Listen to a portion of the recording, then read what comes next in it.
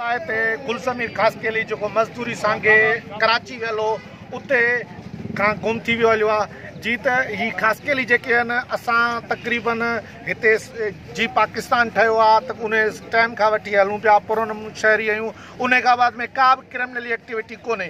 जे criminal activity हुजे हा त हिकिड़ो ख़सीस 15,000 रुपए जी ड्यूटी न कयूं आहे, असां लैंड क्रूज़र जा गाॾियुनि ते घुमूं आहे। असांजो ही छोकिरो बिल्कुलु अशराफ हो।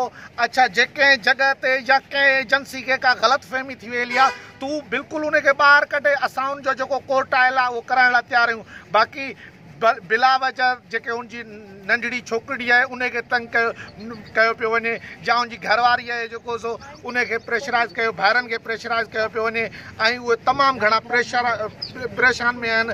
ऐं ॻोल्हे ॻोल्हे हुननि जी माउ जेका वालदा आहे उहा बीमार आहे। महिरबानी करे ऐं IG सिंध, DG रंजरस, वज़ीर आज़म ऐं सदर पाकिस्तान वज़ीर आला खे अपील थो कयां त हीउ जेको हिकिड़ो ग़रीब मिसकीन हर हारी ऐं मज़दूर जेको मज़दूरी सांगे कराची वेलो उनखे बाज़ाब कराए वञे त असांजी महिरबानी थींदी।